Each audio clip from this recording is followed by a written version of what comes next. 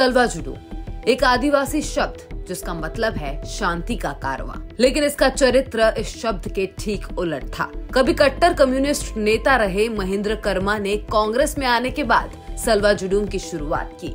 बात 2005 की है। छत्तीसगढ़ में रमन सिंह की बीजेपी सरकार थी। रमन सिंह को सलवा जुडूम इतना पसंद आया कि उन्होंने सलवा जुडूम को अपना लिया। पॉलिटिकल एक्सपर्ट्स बताते हैं कि सलवा जुडूम के जनक महेंद्र कर्मा रमन सरकार के 13वें मंत्री थे। उन्होंने नक्सलियों को उन्हीं की भाषा में सबक सिखाने की तैयारी की। फिर आदिवासियों को हथियार देने और एसपीओ यानी स्पेशल पुलिस ऑफिसर बनाने के अभियान की शुरुआत की, जिसे सलवा जुडूम कहा गया। बीजापुर इलाके में, बीजापुर के खासकर कुटरू इलाके में ये सुखबुगाहट शुरू हुई थी 2004-2005 के दौरान।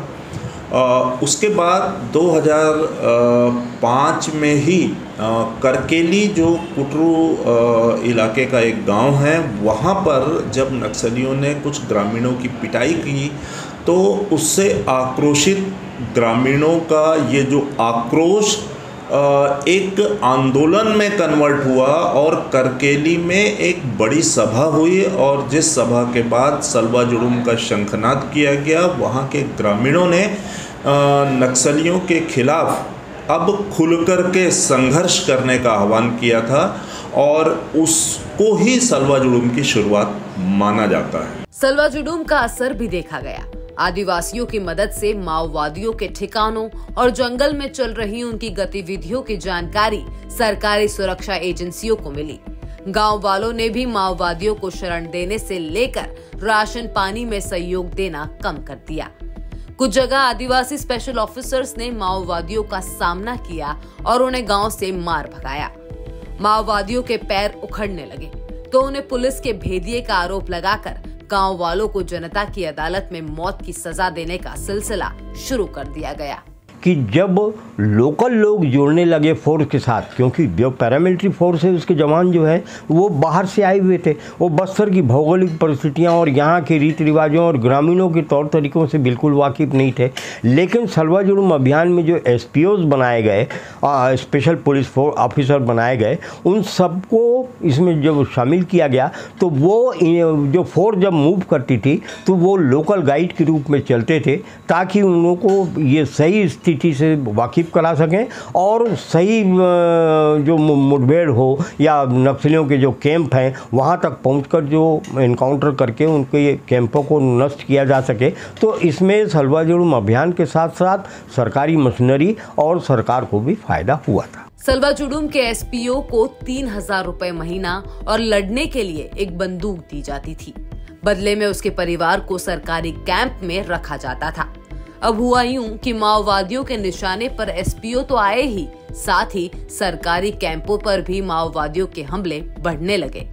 एसपीओ के परिवार वालों को मारने लगे। अब जब कोई एसपीओ मर जाता तो गांव वाले उसकी जमीन पर दूसरे आदिवासी कब्जा कर लेते।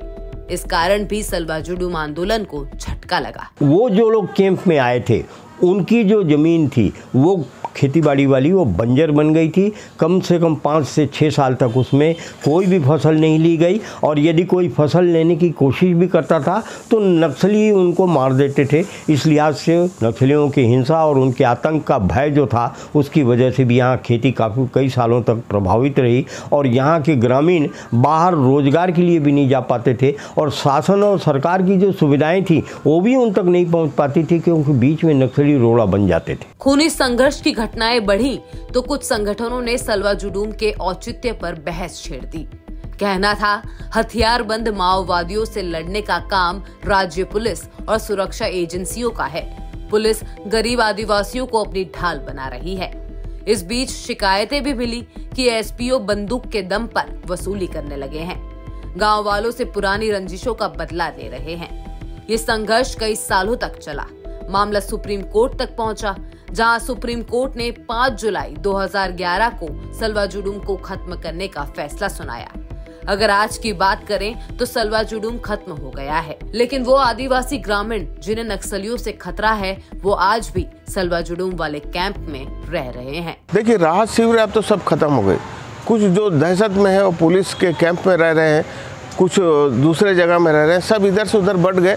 और कुछ लोग ये बताते हैं कि आंध्र प्रदेश में उन्होंने अपना एक गांव बसा लिया है, जो ज़्यादा से ज़्यादा जो त्रस्त है उन्होंने अपना एक गांव बसा लिया है उस इलाके में। कहा जाता है कि सुप्रीम कोर्ट के फैसले के बावजूद ना तो राज्य सरकार ने सलवा जुडूम को वापस लिया और ना ही महेंद्र कर्मा ने अपने इस आंदोलन को छोड़ा। उल्टे उन्होंने पूरे दमखम के साथ आदिवासियों को माओवादियों के खिलाफ लामबंद करना शुरू कर दिया।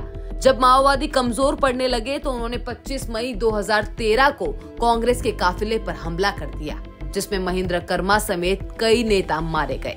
बस्तर से धर्मेंद्र महापात्रा की रिपोर्ट, छत्तीसगढ़ तक।